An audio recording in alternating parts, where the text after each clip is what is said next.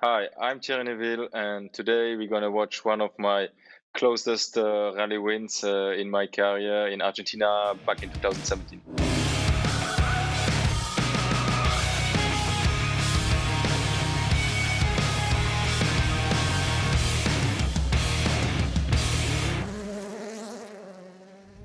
Rally Argentina, round 5 of the 2017 season. Day one stages down the area in Santa Rosa, very famous stages, very challenging ones. And here we are going into day one at Rally Argentina. You see surfy, the surface is quite sandy, quite slippy in some places. So sometimes road position can be crucial. See Elfin jumping here. There are a lot of jumps on this rally, I mean. A lot of blind corners, lots of small crests, bumps at high speed, which set up the car and you can easily do a mistake. Famous moment kicking off. Oh yeah, there you can see the big jump. I mean, we were still pretty careful, but a couple of drivers had huge moments over there. Yeah, so you can see already some bits missing on the car after a couple of stages only. That shows how rough this rally really is, and also how challenging it is for us in the car. Stages are very demanding. There can be dust as well, and yeah, as they're quite rough, we get shaken around quite a lot. Lots of bumps as well. Yeah, here we can see Elfin going through the very famous water splash where I already retired a couple of years ago with some water went into the engine. That's a nice shot as well. You can see Elfin really pushing to the limit.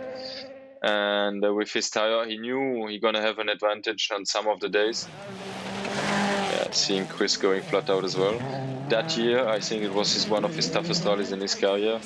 Actually, this is the place where I also punctured a tire on the rear right.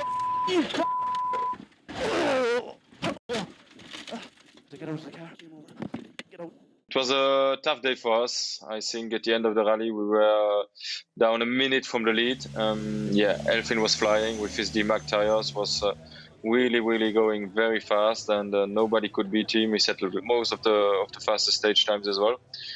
But we kept it going, and we fought hard.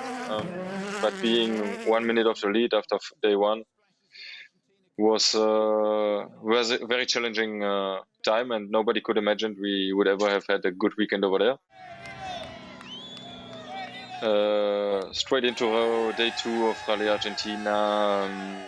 It was a very long day with some famous stages, and Los Gigantes stage, 38 kilometer, and a day with a lot of potential to catch back the time we had lost on day one. And I knew that our car was very strong on that day, and we're gonna push very hard. And so we did. Very beautiful stages on that day, much faster, much more flowing, maybe a little bit smoother as well. I remember we had also a moment on the opening stage in the morning. Actually, yeah, here you can see the moment. We were close to roll the car. We got another puncture, but we're able to finish the stage without any time loss. And we're lucky to keep it going. And in such moments when you get away with any trouble, you know that it's going to be a good weekend for you. So it motivates us even more to push. We can see Elfin. I think Elfin struggled a bit more on that day. Yeah, Elfin, he lost his diffuser and basically lots of performance due to the missing downforce. And it makes the car also very unstable to drive. The rear don't get the necessary traction. It's you're driving more and more sideways. You have to slow down more the speed in the faster corners, where actually the aerodynamic is the most important. So on a day like day two in Argentina, where the roads are very fast, we knew we're gonna lose time. And when you can catch back so many times, here you can see where Elfin took off the tire from the rim. He lost a lot of time on those stages, and that's why we were able to catch back the time. The scenery is so unreal. I mean, you can see a lot of stones, very nice, narrow, technical roads. You feel like you're in the middle of nowhere, and it never ends. And actually, this is one of the nicest parts of the stages in WRC, because the speed is high, the road is narrow, and you really need to be confident in your pace notes. Those parts we have done also in the fog already in the past, and makes it even more tricky. Yeah, that's the spin of Elfin. Yeah, I think he lost another 10 seconds over there, 8 or 10 seconds over there. So we were really surprised by the end of this stage to hear that Elfin lost another 20 seconds in total, and we were back in the fight for the win. And that's why we were able to close in the gap to 11 seconds by the end of the day. So really a day which gives us a lot of hope for a perfect result at the end of the rally. This is Chris. Are we going to see his biggest moment in his life? I think. Yeah, very long right-hand corner. He was a bit out of the line in the entry, hit a stone, and there he goes.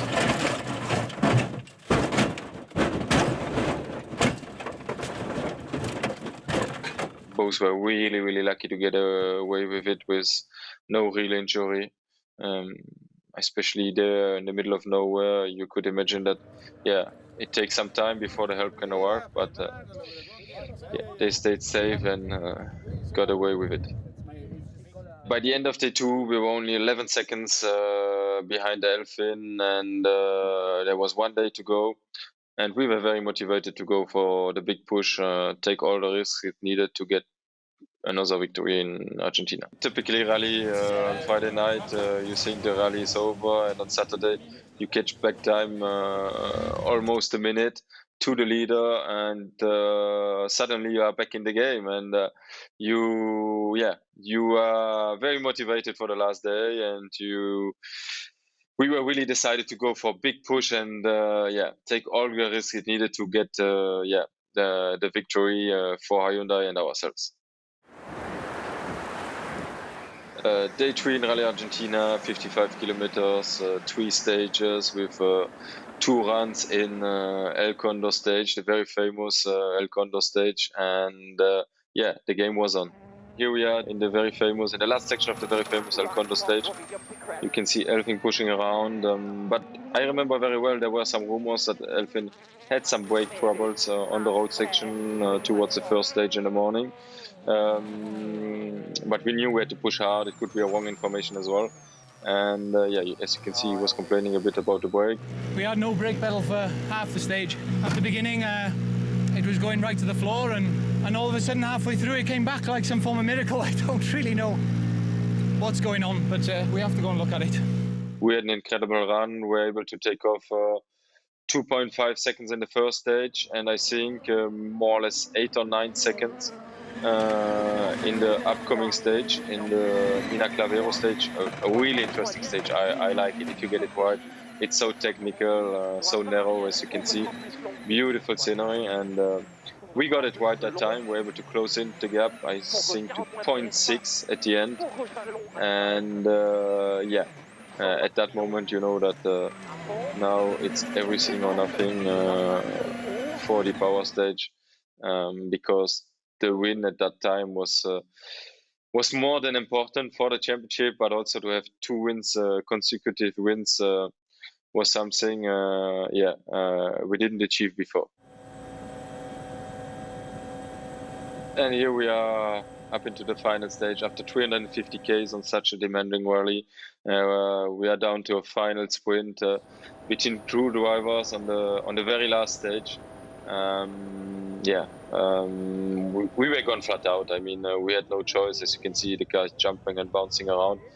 We were pushing through every hole and over every stone. The target was really to set the fastest time. We came to the end of the stage, and we were fastest by that point.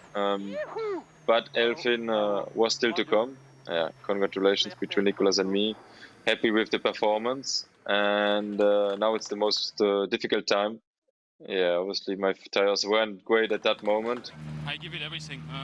Obviously I had not the best tires left because I was pushing since 2 stages already, but still we do the fastest time, so I don't know how his tires are behaving, but après 3 km, il était plus vite. Après ami spécial, il était 3 secondes plus vite. 3 secondes. And Nicolas just telling me that Elfin was already 3 seconds fast on the first split.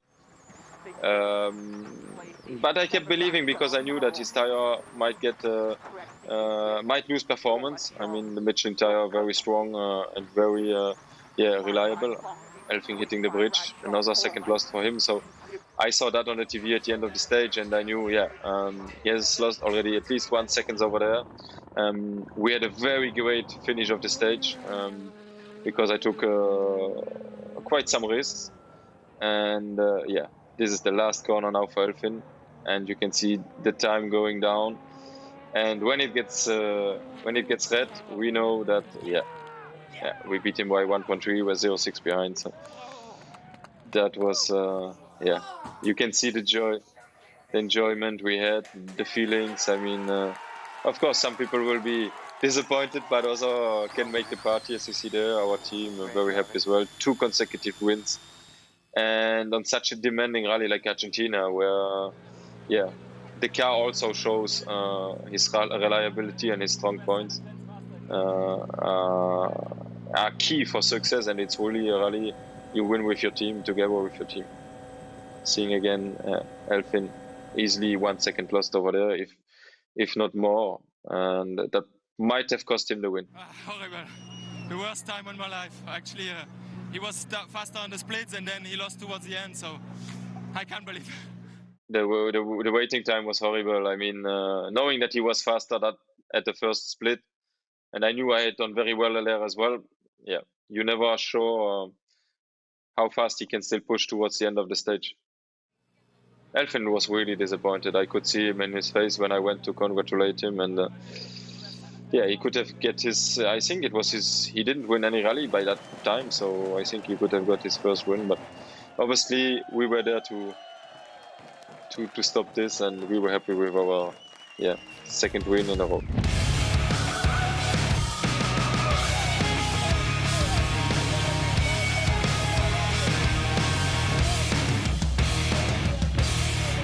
Thanks everyone. That was Rally Argentina 2017 with me, and I hope you enjoyed the action. And if you want to see more, don't forget to check out Red Bull TV and subscribe and like Red Bull Motorsports.